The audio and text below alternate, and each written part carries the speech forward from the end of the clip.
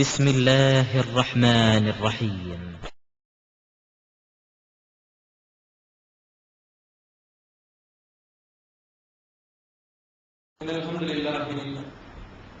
கண்ணியத்திற்கும் பெருமதிப்பிற்கும் உரிய எல்லாம் வல்ல அல்லாஹ் ஜல்ல ஷானுஹு நல்லடியார்களே, அல்லாஹ்வுடைய மகத்தான கிருபையினால் நன்மைகளை மேல் அதிகமாக சம்பாதிக்கக்கூடிய புனிதமிகு ரமலான் மாதத்திலே நாம் இருந்து கொண்டிருக்கிறோம்.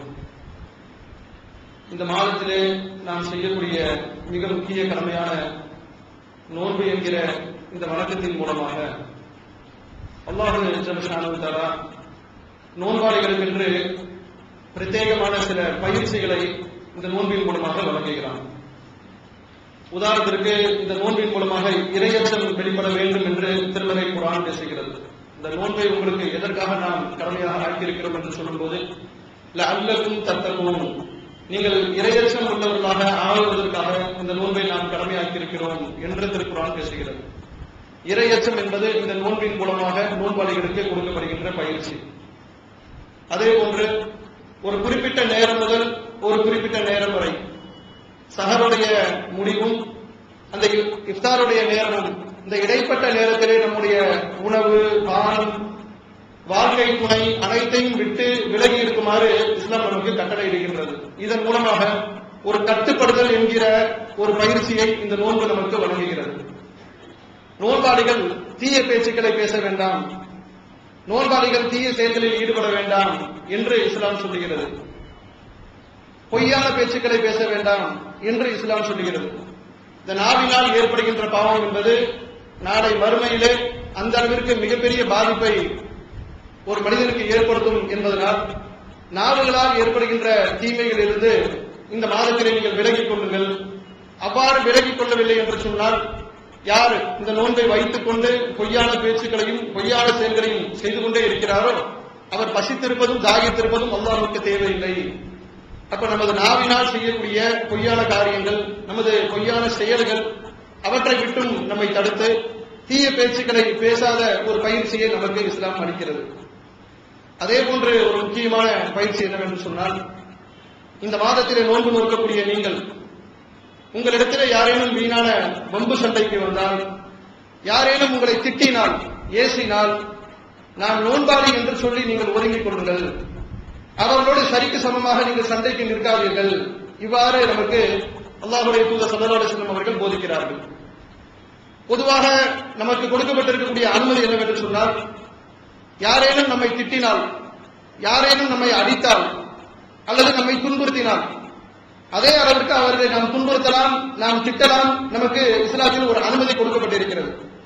திருமறை குர்ஆனை நீங்கள் எடுத்து பார்த்தால், சூரத்துல் அன்-நஹ்ல் என்கிற அத்தியாயத்தின் 126வது வசனத்திலே அல்லாஹ் சொல்லி காட்டுகிறான், நீங்கள் யாரேனும் தண்டிக்க நாடினால், யாரேனும் உங்களுக்கு துன்பத்தை ஏற்படுத்தி அவர்களை நீங்கள் தண்டிக்க வேண்டும் என்று விரும்பினால், அவர்கள் உங்களை எந்த அளவிற்கு துன்புறுத்தினார்களோ அதே அளவிற்கு நீங்கள் தண்டிக்கலாம். தண்டிப்பதற்கு நமக்கு தடை இல்லை, நீங்கள் தண்டிக்கலாம் என்று அல்லாஹ் அனுமதியை கொடுத்துட்டு, நீங்கள் பொறுமைசாலியாக இருந்தால், பொறுத்துக் கொள்ளக்கூடியவர்களாக இருந்தால் அது உங்களுக்கு சிறந்தது என்று ஆலோசனையாக, அறிவுரையாக சொல்றான்.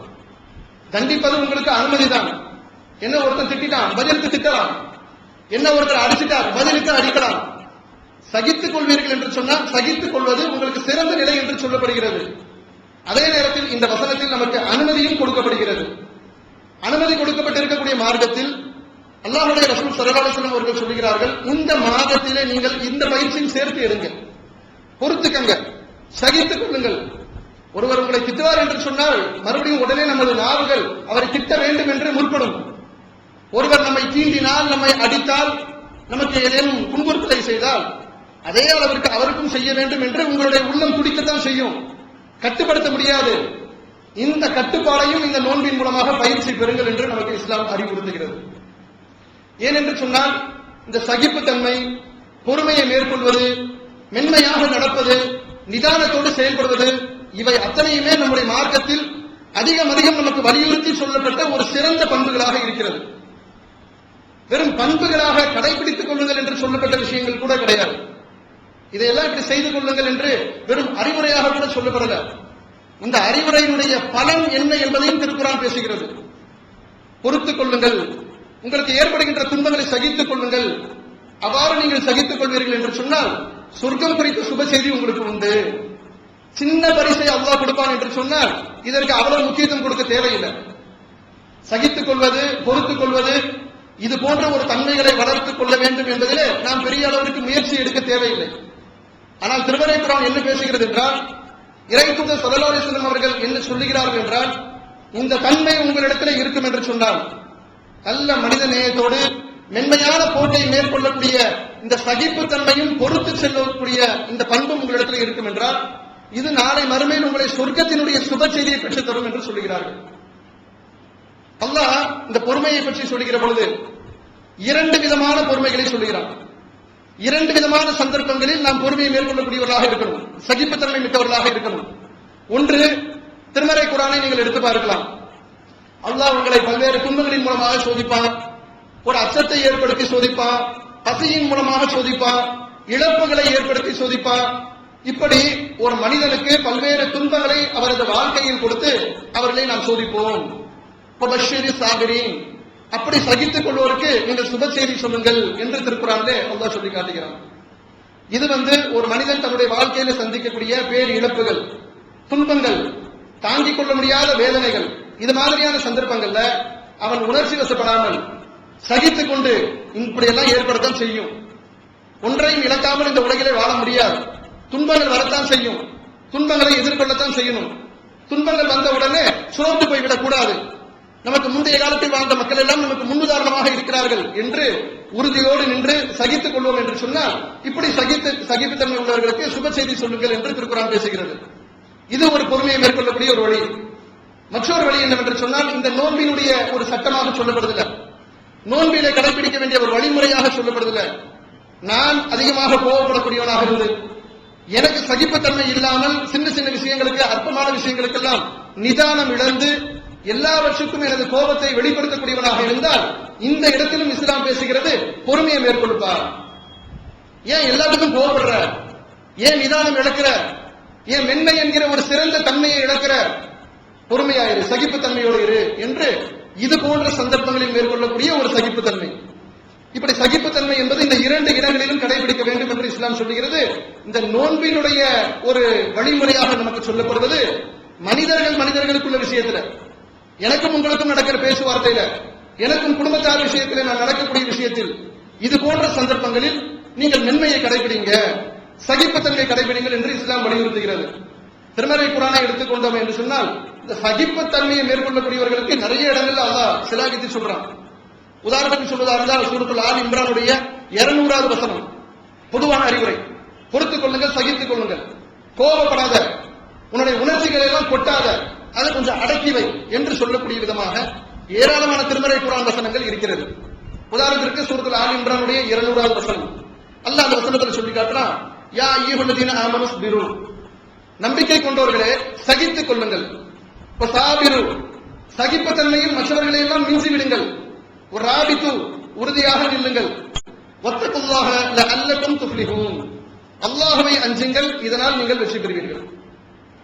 அல்லாஹ் திருமறை குர்ஆனில் வெற்றி பெறுவீர்கள் என்று சொல்லக்கூடிய வார்த்தைகளை எல்லாம் எதற்கு பயன்படுத்துவான்னு சொன்னா, அந்த வெற்றியை பற்றி தான் நல்லா பேசுவான். எதற்காக இப்படி பசித்திருந்து தாகித்திருந்து பகலெல்லாம் இந்த நோன்பின் மூலமாக நாளை மறுமையில ஒரு பரிசை எதிர்பார்த்து கொண்டிருக்கிறோமே, மறுமையினுடைய ஒரு வெற்றியை எதிர்பார்த்து கொண்டிருக்கிறோமே, அந்த வெற்றியை பற்றித்தான் திருமறை குர்ஆன் பேசும். இந்த உலகத்தினுடைய வெற்றியை பற்றி பேசாது.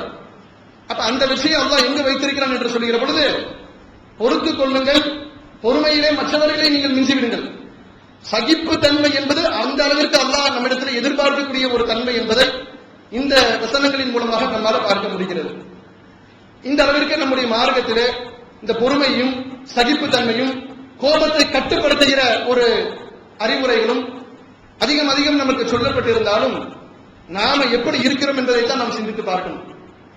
ஒருவேளை இந்த ரமலானுடைய நோன்புக்காக சொல்லப்பட்டதற்காக இந்த மாதத்தில் வேண்டுமானாலும் சில கட்டுப்பாடுகளை நாம் வளர்த்துக் கொள்ளலாம். ஆனால் நோன்பு என்பது இந்த மாதத்திலே கடைபிடிக்கக்கூடிய எந்த ஒரு பயிற்சியாக இருந்தாலும் அது இந்த ஒரு மாதத்திற்கு மட்டும் உள்ளது கிடையாது. இந்த மாதத்திலே பெற்ற பயிற்சி என்பது அடுத்த ஷவ்வால் மாதத்திலே நம்ம இடத்துல வெளிப்படணும், அதற்கு அடுத்தடுத்து வரக்கூடிய காலகட்டங்களில் நம்ம இடத்துல வெளிப்படணும். ஒரு மாதத்திற்கு மட்டும்தான் அது நம்ம இடத்துல இருக்கும். இந்த மாதத்திலே சொல்லப்பட்ட எல்லா நல்ல விஷயங்களும் எங்களுக்கு அந்த மாதம் கடந்து சென்ற பிறகு அதுவும் தன்னால் எங்களை விட்டு சென்றுவிடும் என்றால் நாம சரியான பயிற்சியை இந்த மாதத்தில் பெறவில்லை. ஒரு சடங்குக்காக நம்ம நோன்பு வைக்கிறோம், நாமும் நோன்பு வைக்கவில்லை என்றால் நம்மள சமூகத்தில் ஒரு பெரிய அங்கீகாரம் இருக்காது. நோன்பை எல்லாரும் சின்ன பிள்ளைலாம் வைக்கக்கூடிய நேரத்தில் நானும் ஒரு நோன்பாளி என்று சொல்வதற்காக வைக்கிறேன் என்று சொல்லிக் கொள்ளலாமே தவிர அதன் மூலமாக இருக்கக்கூடிய முழு நன்மைகளையும் பெற முடியாதவர்களாக நாம் போய்விடுவோம். ஏனென்றால் இந்த ஒரு விஷயத்தை சகிப்புத்தன்மை பொறுமை மேற்கொள்ளக்கூடிய விஷயத்துல நம்மில் அதிகமான மக்கள், ரொம்ப சொற்பமான எண்ணிக்கையை தவிர அதிகமான மக்கள் இதுல கவனமற்றவர்களாகத்தான் இருக்கிறோம், நிதானம் தவறியவர்களாகத்தான் இருக்கிறோம்.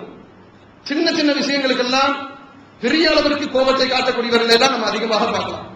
அற்பமான விஷயமாக இருக்கும், அந்த அற்பமான விஷயத்தை சகித்துக் கொள்ள முடியாமல், பொறுத்துக் கொள்ள முடியாமல், அல்லாஹ்வும் தூதரும் உங்களுக்கு சொர்க்கம் குறித்த சுப செய்தி இருக்கு, கொஞ்சம் சகிச்சுக்கங்க, பொறுத்துக்கங்க, உங்க உணர்வுகளை கட்டுப்படுத்துங்க, அது உங்களுக்கு பெரிய நன்மையை ஏற்படுத்தும் என்று சொல்லக்கூடிய நேரத்தில் அந்த நன்மையெல்லாம் எங்களுக்கு வேண்டாம் என்று சொல்லி உடனே உணர்ச்சிகளை கொட்டக்கூடிய மக்களை நாம் அதிகமாக பார்க்க முடியும்.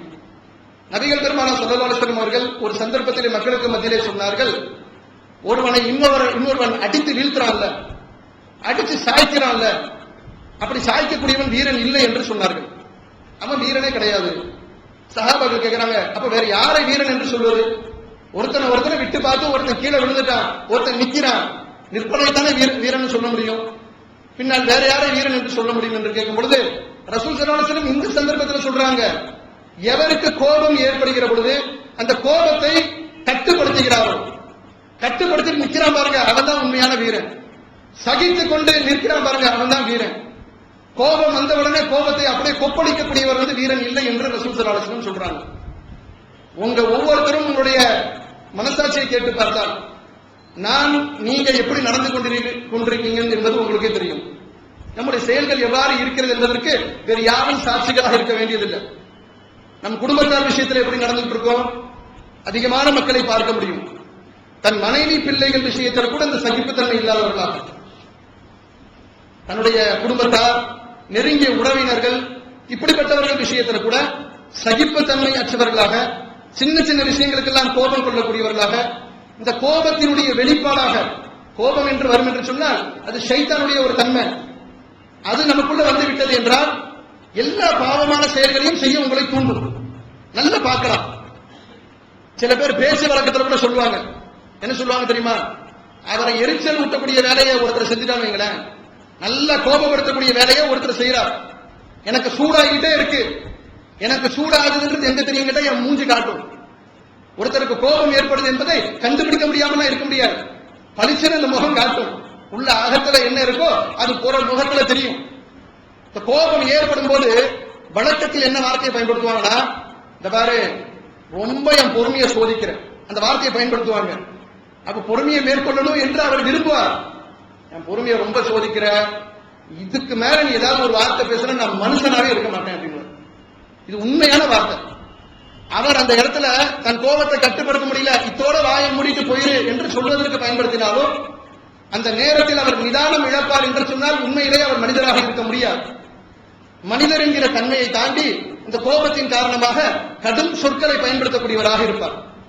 தகாத வார்த்தையெல்லாம் ஒருத்தருடைய நாவிலிருந்து வருதா இல்லையா, தாக்குறமா இல்லையா, அப்படி அருவருக்கத்தக்க வார்த்தை. இஸ்லாம் இது மாதிரியான வார்த்தைகளை பயன்படுத்தக்கூடாது என்று சொல்லியிருந்தும் கூட ஒரு முஸ்லீம் தன்னுடைய நாவிலே பயன்படுத்துவார், கடுமையான சொற்களை பயன்படுத்துவார். இந்த மாதிரியான வார்த்தைகளை பயன்படுத்துவதை ரசூல் ஸல்லல்லாஹு அலைஹி வஸல்லம் எச்சரிக்கை செய்யறாங்க. நீங்க அறியாம தெரியாம ஒரு வார்த்தையை பயன்படுத்துறீங்க, இந்த பேச்சுக்கள் உங்களை எங்க கொண்டு போய் மறுமையில நிறுத்தும் தெரியுமா?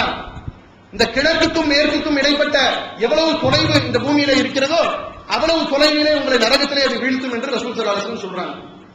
ஒரு மனிதன் அஜாக்கிரதையாக பேசுகின்ற பேச்சுக்கள் இந்த விளைவை ஏற்படுத்தும். இன்னைக்கு ஒரு மனிதன் நிதானம் இழக்கக்கூடிய சூழல்ல இவ்வாறான பாவமான பேச்சை பேசக்கூடியவனாக, இந்த பேச்சின் காரணமாக நெருங்கிய பந்தங்களை, நெருங்கிய நட்புகளை இழக்கக்கூடியவனாக, ஒரு சண்டை ஏற்பட்டுருங்க, அந்த சண்டையில தவறான வார்த்தையை பயன்படுத்திடுவான், காலத்துக்கும் ஒருத்தர் முகம் கொடுத்து பேச முடியாது, அவ்வளவு நெருங்கி பழகியிருப்பாங்க, சொந்தங்களாக இருக்கும், சொந்தம் அல்லாத நட்புகளாக கூட இருந்திருக்கும். ஆனால் இப்படி நடந்த ஒரு சம்பவம் காலத்திற்கும் ஒரு மூஞ்சில நான் முடிக்க மாட்டேன் என்று புறக்கணிக்கக்கூடிய நிலைமைகள் எல்லாம் ஏற்பட்டவர்களை பார்க்கலாம். சந்திக்க மாட்டாங்க. ஏன் இவங்க நல்ல பல நாட்களாச்சு என்று நாம நினைப்போம். இவங்களுக்குள்ள ஒரு சண்டை வந்துருச்சு, அதுல இவர் அடிச்சுட்டாரு, இவர் திட்டாரு, இப்படி 2 பேரும் பேசிக்கிறது இல்ல, அத்தோட உறவு முறிஞ்சு போகும். அப்ப உறவுகளை முறிக்கிற வேலை ஷைத்தான் செய்யற வேலை. இந்த கோபம் இந்த காரியத்தை செய்யும். பாவமான வார்த்தைகளை பயன்படுத்துவதை ரசூல் ஸல்லல்லாஹு அலைஹி வஸல்லம் வெறுக்கிறாங்க. இந்த சகிப்புத்தன்மை இல்லாத ஒரு பண்பு நம்மை இது போன்ற நிலைகளில் தள்ளுவதை நாம் பார்க்கிறோம். அப்ப எல்லா இஸ்லாம் சொல்லக்கூடிய ஏராளமான கடமைகள், நம் மீது நிறைய பொறுப்புகளும் கடமைகளையும் அல்லாஹ் சுமத்தி இருக்கிறான். அந்த பொறுப்புகள் கடமைகளை கூட செய்ய விடாமல் இந்த சின்ன சின்ன விஷயங்களுக்கு நிதானமற்ற அந்த கோபம், சகிப்புத்தன்மை இல்லாத ஒரு பண்பு நம்மை தள்ளுவதை பார்க்கலாம். உதாரணத்திற்கு, பெற்றோர்களை பேண வேண்டும் என்பது இஸ்லாம் சொல்லக்கூடிய அறிவுரை உலகத்தில் எல்லாருக்கும் தெரியும். இந்த அறிவுரை எங்களுக்கு தெரியாது என்று எந்த ஒரு முஸ்லீமும் சொல்ல முடியாது. திருமறை குர்ஆனை எடுத்துக்கொள்வோமே ஆனால், அல்லாஹ்வுக்கு நீங்கள் நன்றி செலுத்துங்கள் என்று சொல்லக்கூடிய இடத்துல உங்கள் பெற்றோர்களுக்கும் நீங்கள் நன்றி செலுத்துங்கள் என்று திருக்குர்ஆன் பேசுகிறது. வயது முதிர்ந்த காலகட்டத்தில் உங்கள் பெற்றோர்களை நோக்கி நீங்கள் சீ என்று ஒரு வார்த்தை சொல்லாதீர்கள் என்று திருக்குர்ஆன் பேசுகிறது. இந்த வார்த்தை, இந்த உபதேசங்கள் எல்லாம் யாருக்கு பொருந்தும் என்றால், சாதாரண ஒரு பருவத்துல வயசுல பெற்றோர்களை யாரும் வீட்டை விட்டு விரட்ட மாட்டாங்க, வீட்டுல வச்சிருப்பாங்க. ரொம்ப தள்ளாத பருவம் வந்துவிட்டு அந்த பருவத்திலே அவரால் தன்னுடைய வேலைகளை கூட செய்து கொள்ள முடியாத நிலை ஏற்படுகிற பொழுது, இந்த வயது வந்த பிறகு இவரை எதுக்கு நம்ம வீட்டுல வச்சிருக்கணும் என்று விரட்டி அடிக்கக்கூடிய பிள்ளைகளை இன்னைக்கு நம்ம பார்க்கிறோம். அவங்களுக்கு ஒரு சுமை. அந்த அளவிற்கு கேவலப்பட்டவர்களாக அந்த பெற்றோர்கள் அந்த வீட்டில் இருக்கணும். மானத்துக்கும் ரோஷத்துக்கும் முக்கியத்துவம் கொடுக்கக்கூடியவர்களாக இருந்தால் தன்னுடைய பிள்ளையோட வீட்டில் கூட இருக்க முடியாது. சகிப்புத்தன்மை இல்ல, வயது முதிர்ந்த பருவம் வந்துவிட்டால் அவர்களுடைய நடவடிக்கை நமக்கு எரிச்சல் ஊட்டும், கோபத்தை ஏற்படுத்தும். ஏற்படுத்தாதான் சொல்ல முடியாது. அப்பதான் வீடெல்லாம் சுத்தம் பண்ணி வச்சிருப்போம், திடீர்னு சிறுநீர் மலத்தை கழிச்சு விட்டுருவார். வயதான பருவம், என்ன செய்யணும்னு தெரியாது, தெரிந்து செய்யல, குழந்தை பருவத்திற்கு மாறிட்டாரு. குழந்தை போலதான் நம்ம அரவணைக்கணும். இதுக்குதான் இஸ்லாம் சொல்லுது, சீன்னு சொல்லாத, இந்த இடத்துல உனக்கு சொல்ல தூண்டும், உனக்குள்ள அப்படி கோபம் வரும். நம்ம பொண்டாட்டி காலையில இருந்து நம்ம வீட்டை இப்படி சுத்தம் பண்ணி வைக்க, இந்த மனுஷன் இப்படி செஞ்சுட்டானே என்று வரும்பொழுது சில பேர் தன்னுடைய பெற்றோர்களை அடிக்கக்கூடிய காட்சிகளை கூட பார்க்கணும், பொறுத்துக் கொள்ள முடியாமல். பெற்றோர்களை அரவணைக்கணுமே, அரவணைத்தால் நாளை மறுமையில மகத்தான பாக்கியம் நமக்கு இருக்கு, அதெல்லாம் என்னால முடியாது, இவங்களெல்லாம் வச்சுட்டு என்னால மேய்க்க முடியாது. இந்த பாரு, ஒழுங்கா நான் சொல்ற பேச்ச கேட்டு இருக்கிறதா இரு, இல்ல தூக்கி வெளியில போட்டுறேன், வெளியிலே கிடக்கணும், வெயில் மழையில வெளியில தான் தூக்கி போடுன்ட்டு பெற்றவங்களை மிரட்டி வீட்டுக்குள்ள வைக்கக்கூடிய காட்சிகளை எல்லாம் பார்க்கலாம். அப்ப தன் கடமையை கூட செய்ய விடாத அளவிற்கு இந்த சகிப்புத்தன்மை இல்லாத ஒரு பண்பு ஒரு மனிதனை தள்ளக்கூடிய காட்சிகளை பார்க்கிறோம். இஸ்லாம் சொல்லுகிறது, சகிப்புத்தன்மையை நீங்கள் மேற்கொள்ளுங்கள், அது உங்களுக்கு மறுமையுடைய வெற்றிக்கு வழிவகுக்கும். இந்த ரமலானுடைய நோன்பு என்பது உங்களுக்கு பயிற்சி அளிக்கக்கூடிய மாதமாக இருக்கிறது, இந்த சகிப்புத்தன்மைக்கும் பயிற்சி அளிக்கக்கூடிய மாதம் என்பதாக இஸ்லாம் நமக்கு அறிவுறுத்துகிறது. இதே நேரத்தில் சகிப்புத்தன்மை என்பதை வெறும் வார்த்தையில வாயளவுல அறிவுரையா சொல்வதை காட்டிலும் நபிகள் பெருமானார் ஸல்லல்லாஹு அலைஹி வஸல்லம் அவர்களைத்தான் நாம் முன்னுதாரணமாக கொள்ளணும். நாம் முஸ்லீம் என்று சொன்னால், நாம் மறுமை நாளை நம்புகிறோம் என்றால், நம்முடைய நடவடிக்கைகள் அத்தனையுமே இறை தூதரை பார்த்துத்தான் இருக்கணும். அவர்கள் எப்படி இருந்தார்கள், அவர்களின் வாழ்க்கை முறை எப்படி இருந்தது, அவர்கள் மக்களோடு எவ்வாறு பழகினார்கள், சொன்ன உபதேசங்கள் என்ன, உபதேசங்களின்படி இறை தூதர் ஸல்லல்லாஹு அலைஹி வஸல்லம் அவர்கள் நடந்து காட்டிய விதம் என்ன என்பதை நாம் பார்க்க வேண்டும். அப்படி பார்ப்பதாக இருந்தால், உண்மையிலேயே ஒரு மனிதனுக்கு கோபமே வரக்கூடாது என்று இருந்தாலும் கோபத்தை ஏற்படுத்தக்கூடிய சில சந்தர்ப்பங்கள் அமையும்.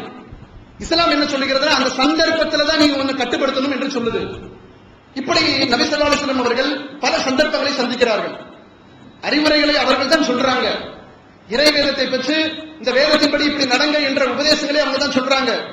சொல்லக்கூடிய தூதர் ஸல்லல்லாஹு அலைஹி வஸல்லம் அவர்கள் எவ்வாறு நடந்து காட்டியிருக்கிறார்கள் என்பதற்கு சில உதாரணத்திற்கு சில சம்பவங்களை நம்ம மேற்கோள் காட்ட முடியும். எதற்காக மேற்கோள் காட்டுகிறோம் என்றால், இதை ஒரு கடந்த காலத்தில் நடந்த ஒரு கதையாக உங்களுக்கு சொல்வதற்காக இல்லை. அல்லாஹ் நமக்கு சொல்லுகிறான், நீங்கள் உண்மையிலேயே அல்லாஹ்வையும் இறுதி நாளையும் நம்பக்கூடிய மக்களாக இருந்தால் லக்கத் கான லக்கும் ஃபீ ரசூலில்லாஹி உஸ்வத்துன் ஹஸனா, இந்த தூதரிடத்தில் உங்களுக்கு அழகிய முன்மாதிரி இருக்குன்னு சொல்றான். அந்த முன்மாதிரி தான் நம்முடைய வாழ்க்கையில பிரதிபலிக்கணும்.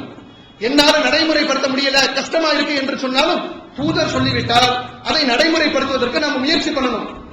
நபிகள் நாயகம் ஸல்லல்லாஹு அலைஹி வஸல்லம் அவருடைய காலத்துல பல சந்தர்ப்பங்களில் அல்லாஹ்வுடைய தூதர் அவர்களுடைய பொறுமைக்கு சவாலிடக்கூடிய சம்பவங்கள் எல்லாம் நடந்திருக்கு. நானும் நீங்களும் பொறுத்துக் கொள்ள மாட்டோம். எந்த இடத்துல நம்ம இடத்துல கோபம் கொப்பளிக்குமோ, நிதானத்தை இழப்போமோ, அது போன்ற சந்தர்ப்பங்களில் அவர்கள் எவ்வாறு அணுகியிருக்கிறார் என்று பார்த்தால் ஒரு சம்பவத்தை சொல்ல முடியும். அல்லாஹ்வுடைய தூதர் ஸல்லல்லாஹு அலைஹி வஸல்லம் காலத்துல ஹுனைன் யுத்தம் நடக்குது. ஹுனைன் யுத்தம் முடிந்து அந்த வெற்றி பொருட்கள் பங்கீடு செய்யப்பட்டு கொடுக்கப்படுது. அந்த கனிமத்து பொருட்கள் பங்கீடு செய்யப்பட்டு கொடுக்கக்கூடிய நேரத்தில் ஒரு அன்சாரி தோழர் சொல்லுகிறார், நபி ஸல்லல்லாஹு அலைஹி வஸல்லம் அவர்கள் செய்த பங்கீடு பெரும் அநீதியான பங்கீடு என்று சொல்லுகிறார். நமக்கெல்லாம் கோபம் எப்போ வரும் என்று கேட்டால் இது ஒரு சந்தர்ப்பம். என்னுடைய உணர்வை தூண்டுற மாதிரி, என்னை எரிச்சல் ஊட்டுற மாதிரி, நான் ஒரு விஷயத்துல கரெக்டாக நடந்து நான் கரெக்டாக நடக்கல என்று யாரேனும் என்னை விமர்சித்தால், என்னுடைய மனசு பாதிக்கும் விதத்தில் நடந்தால் என்னால் பொறுத்துக் கொள்ள முடியாது. இப்படி சிலருடைய சுபாவம். நிதானத்தை இழப்பதற்கு இது ஒரு முக்கியமான சந்தர்ப்பம். அன்சாரி தோழர் சொல்லுகிறார், இது பெரும் அநீதியான ஒரு பங்கீடு. என்ன நியாயமா கொடுத்திருக்காங்க அல்லாஹ்வுடைய தூதரவர்கள், ஏற்றத்தாழ்வு இருக்கின்ற பங்கீடு என்று சொல்லி விமர்சிக்கிறார். விமர்சனம் செய்யும் போது இப்னு மஸ்ஊத் ரலியல்லாஹு அவர்கள் பக்கத்தில் இருந்துட்டு சொல்றாங்க, அல்லாஹ் மீது ஆணையாக நீங்கள் சொன்ன இந்த செய்தியை இறை தூதரிடம் நான் கொண்டு செல்வேன். யாருடைய பங்கீடை நீங்கள் குறை சொல்றீங்க? என்னை போன்று உங்களை போன்றவருடைய அவர் செய்த பங்கீடா? அவர்கள் இறை தூதராயிற்று, அவர்களை எவ்வாறு நீங்கள் இப்படி விமர்சனம் செய்ய முடியும் என்று சொல்லி அவங்க அந்த புகாரை ரசூல் ஸல்லல்லாஹு அலைஹி வஸல்லம் கொண்டு சென்றாங்க. மக்கள் எல்லாம் கூடியிருக்கிற சபையில் நபி ஸல்லல்லாஹு அலைஹி வஸல்லம் அவர்கள் இருக்கிறார்கள், தன் தோழர்களோடு இருக்கிறாங்க. இப்னு மஸ்ஊத் ரலியல்லாஹு அவர்கள் போயிட்டு, அல்லாஹ்வுடைய ரசூல் அவர்களே, இவ்வாறாக நீங்கள் செய்த பங்கீடு குறித்து இன்னார் உங்களை விமர்சித்து விட்டார் என்று அவங்களுடைய காதுல ரகசியமா போய் சொல்றாங்க. சொன்ன உடனே கொஞ்சம் உங்க அளவில் என் அளவில் கற்பனை செய்து பாருங்க, நாம எப்படி நடப்போம்? இப்படி ஒரு ஆட்சி தலைவராக இருந்து, இறை தூதராக இருந்து, மக்கள் எல்லாம் தனக்கு கட்டுப்பட வேண்டும் என்கிற ஒரு மார்க்க கடமை சுமத்தப்பட்ட ஒரு இறை தூதரை பற்றி ஒரு விமர்சனம் வரக்கூடிய நேரத்தில் அவர்கள் அந்த இடத்துல எப்படி நடந்தாலும் யாரும் குறை சொல்ல முடியாது, சரிதான் என்று சொல்லலாம். எப்படி நீங்கள் இறை தூதரை விமர்சிக்கலாம் என்று சொல்லிட்டால் ஒட்டுமொத்த சமுதாயமும் அந்த அன்சாரி தொடரை விமர்சனம் செய்திருக்கும். ஆனால் அந்த நேரத்தில் அந்த செய்தியை கேட்ட உடனே நபிகள் நாயகம் ஸல்லல்லாஹு அலைஹி வஸல்லம் அவர்கள் கோபப்படுறாங்க, மனவேதனை அடைகிறாங்க. மனவேதனை அடைந்து அன்சாரி தொடரை கூட்டிட்டு வா, அவரை கூட்டிட்டு வர சொல்லிட்டு அவரை கடுமையாக கண்டிக்கல, அவரை கண்டபடி பேசல. ரசூல் ஸல்லல்லாஹு அலைஹி வஸல்லம் அந்த நேரத்தில் என்ன வார்த்தையை பயன்படுத்துறாங்கன்னா, தான் இந்த தோழருடைய பேச்சின் காரணமாக நான் பாதிக்கப்பட்டிருக்கிறேன், வேதனை அடைஞ்சிருக்கிறேன். ஆனால் இதெல்லாம் ஒரு பெரிய வேதனை இல்லை. ஏன் என்று சொன்னால், எனக்கு முன் அனுப்பப்பட்ட இறை தூதர் நபி மூசா அலைஹிஸ்ஸலாம் அவர்கள் அனுப்பப்பட்ட சமுதாயத்தால் பெரும் தொல்லைக்கு ஆளானார்கள். கடுமையான வேதனைக்கும் மன உளைச்சலுக்கும் அந்த இறை தூதர் ஆளாக்கப்பட்டார். அந்த அளவிற்கு அவர்கள் சோதிக்கப்பட்ட போதும் அவர்கள் பொறுமையை மேற்கொண்டார்கள், சகித்துக் கொண்டார்கள் என்று சொல்லி அந்த சகிப்புத்தன்மையை நானும் மேற்கொள்கிறேன் என்று அல்லாஹ்வுடைய தூதரவர்கள் இந்த சந்தர்ப்பத்தில் கோபத்தை வெளிப்படுத்துவதற்கு எல்லா நியாயமும் இருக்கிற இந்த இடத்தில் கூட நபிகள் பெருமானார் ஸல்லல்லாஹு அலைஹி வஸல்லம் அவர்கள் அவ்வளவு நிதானமாக பொறுமையோடு அந்த பிரச்சனையை கையாண்ட விதத்தை நாம் பார்க்கிறோம். அதே போல நாம ஒருத்தருக்கு ஒரு அறிவுரை சொல்றோம், இப்படி நட என்று ஒரு அறிவுரை சொல்றோம். அறிவுரை சொல்லி அதன்படி கேட்கவில்லை என்றால் நமக்கு கோபம். குறிப்பாக என்னுடைய ஆதிக்கத்தின் கீழே எனது மனைவி பிள்ளைகளோ, என்னுடைய குடும்பத்தாரோ, என்னிடத்தில் பணி செய்யக்கூடிய பணியாட்களோ யாராக வேண்டாலும் இருக்கலாம். இப்படிப்பட்ட நபர்கள் நான் ஒரு கட்டளை போறேன், இப்படி செய்யணும்னு சொல்றேன், நான் சொன்ன மாதிரி அவர் நடக்கல, சொன்ன மாதிரி நடக்கலன்னா எப்படி இருக்கும் நம்ம கிட்ட? நம்முடைய அடுத்த ரியாக்ஷன் எப்படி இருக்கும்? நான் ஒன்னு சொல்றேன், நான் ஒரு முதலாளி, இதை சொல்றேன் கேட்க மாட்டேன் நீ என்று உடனே நம்முடைய கோபத்தை வெளிப்படுத்துவோம், கண்டபடி பேசுவோம், வாய்க்கு வராத வார்த்தைகள் எல்லாம் சொல்லி திட்டுவோம். இது நம்முடைய சுபாவம். மனிதன் என்று சொன்னால் இந்த கோபத்தை இந்த நேரத்தில் வெளிப்படுத்த வேண்டும் என்று அவன் நினைக்கிறான். நபிகள் பெருமானார் ஸல்லல்லாஹு அலைஹி வஸல்லம் அவர்கள் இறை தூதராக இருந்து கொண்டு தன்னுடைய மக்களுக்கு ஒரு சந்தர்ப்பத்திலே ஒரு நபருக்கு அறிவுரை சொல்றாங்க. அந்த அறிவுரையை அவர் புறக்கணிக்கிறார். புறக்கணித்தது மட்டும் இல்லாமல் எதிர்த்தும் பேசுகிறார். நம்ம வீட்டில் என்ன நிலைமை ஏற்படும்? நாம் ஒரு அறிவுரை சொல்லி நான் இப்படி நட என்று நான் சொல்லி என் குடும்பத்தில் நடக்கவில்லை என்றால் உடனே நம்முடைய நடவடிக்கை எப்படி இருக்கும்? அப்படியே கட்டுக்கடங்காம போயிடும். என்ன வேணாலும் செய்வோம், எப்படி வேணாலும் நடந்துப்போம். அப்படித்தானே குடும்பத்தில் பிரச்சனைகள் ஏற்படுது. ஒரு குடும்ப அளவில் எடுத்துக்கொண்டால் கணவன் மனைவி என்கிற ஒரு அற்புதமான ஒரு பந்தம் ஏறத்தாழ 80-90% குடும்பத்தில் பிரச்சனைகளோடு செல்வதற்கு என்ன காரணம்? இது இல்ல, இப்படிதான் அல்லாஹ் படைச்சிருக்கிறான் என்று அவன் சகித்துக் கொள்ளக்கூடிய தன்மையில ஆண்மகனும் இல்ல, கணவன் என்று சொல்லக்கூடிய எவ்வளவு சிரமத்தில் நம்மை வச்சு காப்பாற்றுறான் என்று சகித்துக் கொள்ளக்கூடிய தன்மையில பெண்ணும் இல்லை. இதனால பிரச்சனைகள் வருது. இந்த நோன்பின் மூலமாக அல்லாஹ் ஜல்ல ஷானஹு தஆலா இந்த ஒரு பயிற்சியை நம்ம இடத்திலே கொடுக்கிறான். உங்களை யார் திட்டினாலும் சரி நான் நோன்பாளி, உங்களை யார் வீண் வம்புக்கு வந்து சண்டை இழுத்தாலும் சரி நான் நோன்பாளி என்று சொல்லி அதில் அழகான முறையில் ஒதுங்கிக் கொள்ளுங்கள். இப்படி ஒதுங்கிக் கொள்வது என்பது பிறருடைய உள்ளத்தை வென்றெடுப்பதற்கு உதவியாக இருக்கும் என்று சொல்லப்பட்டிருக்கிறது. இம்மை மறுமையில் அதிகமான நன்மை பெற்றுத் தரக்கூடிய இந்த தன்மையை, இந்த பொறுமை என்கிற பண்பை அதிகம் மேற்கொண்டு துன்ப காலத்திலும் சரி, மனிதர்களோடு உரையாடக்கூடிய உறவாடக்கூடிய கட்டங்களிலும் சரி, இதை அழகான முறையில பேணி இம்மை மறுமையிலே வெற்றி பெறக்கூடிய பாக்கியத்தை வல்ல ரஹ்மான் தந்து அருள் புரிவானாக. அன்பார்ந்த சகோதர சகோதரிகளே, இந்த ஒரு மாதத்திலே அல்லாஹ் நமக்கு நோன்பு என்கிற வணக்கத்தை கொடுத்து இன்னும் ஏராளமான நன்மைகளை, மறுமையினுடைய வெற்றிக்கு வழிவகுக்கக்கூடிய நன்மைகளை நமக்கு ஏற்படுத்தி தந்திருப்பது திருமறை குர்ஆன் இந்த மாதத்திலே இறங்கப்பட்டதின் காரணத்தினால். திருமறை குர்ஆன் என்பது இந்த ஒரு மாதம் முழுவதுமாக இறங்கப்பட்டதற்காக இந்த மாதத்தை அல்லாஹ் கண்ணியப்படுத்தல. இந்த மாதத்திலே ஓர் இரவில் லைலத்துல் கத்ர் என்று சொல்லப்படக்கூடிய மகத்துவமிக்க பாக்கியம் நிறைந்த ஒரு இரவில் அல்லாஹ்வுடைய தூதரவர்களுக்கு இந்த திருமறை குர்ஆனுடைய வசனங்கள் இறங்கப்பட்டது. அவ்வாறு இறங்கப்பட்டதனுடைய விளைவாகத்தான் இந்த மாதத்தை அல்லாஹ் நம்மை கண்ணியப்படுத்த சொல்கிறான். அந்த ஒரு இரவை பற்றி நபிகள் பெருமானார் ஸல்லல்லாஹு அலைஹி வஸல்லம் அவர்கள் சொல்கிற பொழுது, அந்த ஒரு இரவு என்பது அந்த மாதத்தினுடைய கடைசி 10 நாட்களில் நீங்கள் தேடிக்கொள்ளுங்கள். இன்னும் நாம் ஒரு சில தினங்களில், இந்த ரமலான் என்பது இப்பொழுதுதான் பிறந்தது போன்று இருக்கு, முதல் நோன்பை இப்பொழுதுதான் வைத்தது போல இருக்கு, ஏறத்தாழ பாதி ரமலானை நாம் கடந்து விட்டோம். இன்னும் சில தினங்களில் நபிகள் பெருமானார் ஸல்லல்லாஹு அலைஹி வஸல்லம் அவர்கள் தேட சொன்ன அந்த 10 இரவுகளுக்குள் நாம் நுழைய இருக்கிறோம். அல்லாஹ் திருமறை குர்ஆனில் சொல்லக்கூடிய நேரத்தில் இன்னா அன்ஸல்னாஹு ஃபீ லைலத்தில் கத்ர், மகத்துவமிக்க இரவிலே நாம் அதை இறக்கினோம். லைலத்துல் கத்ரி ஹைருன் மின் அல்ஃபி ஷஹர். இந்த லைலத்துல் கத்ர் இரவு என்பது எப்படிப்பட்ட இரவு என்றால் 1000 மாதங்களை விட சிறப்புமிக்க ஒரு இரவு என்று அல்லாஹ் திருக்குர்ஆனில் சொல்லி காட்டுகிறான். அந்த அளவிற்கு அந்த ஒரு இரவில் நாம் செய்யக்கூடிய அமல்கள், நாம் செய்யக்கூடிய நன்மைகள் அத்தனையுமே 1000 மாதங்களில் ஒரு அடியார் செய்யக்கூடிய அவ்வளவு நன்மைகளை பெற்றுத்தரக்கூடிய ஒரு பாக்கியம் நிறைந்த இரவாக இருக்கிறது என்று நமக்கு இஸ்லாம் சொல்லி காட்டுகிறது. பொதுவாக நம்முடைய சமுதாயத்தில் ஒரு நம்பிக்கை இருக்கிறது, கத்ருடைய இரவு என்று சொன்னால் அது ஒற்றைப்படை இரவுல குறிப்பாக 27 அன்று நமக்கு வருகிறது. அந்த ஒரு இரவை மட்டும் நாம் அடைந்து அந்த ஒரு இரவில் நின்று வணங்கிவிட்டால் நாம் அந்த ஒரு மாதத்தினுடைய முழு நன்மைகளையும் அடைந்து விடுவோம், கத்ருடைய நன்மைகளை பெற்று விடுவோம் என்ற ஒரு நம்பிக்கை நம்ம சமுதாய மக்களுக்கு மத்தியில் இருக்கிறது. அல்லாஹ்வுடைய ரசூல் அவர்கள் இந்த ஒரு இரவை குறிப்பிட்டு சொல்லவே இல்லை. இன்னும் சொல்வதாக இருந்தால் எல்லா இரவுகளையும் நபிகள் நாயகம் ஸல்லல்லாஹு அலைஹி வஸல்லம் சொல்லியிருக்கிறாங்க. இறுதி 10னுடைய ஒற்றைப்படை இரவுகளை நீங்கள் எடுத்துக்கொண்டால் எல்லா இரவுகளையும் குறிப்பிட்டு சொல்றாங்க. 23ஐயும் சொல்லியிருக்காங்க, 21ஐயும் சொல்லியிருக்கிறாங்க, 29ம் சொல்லப்பட்டிருக்கிறது.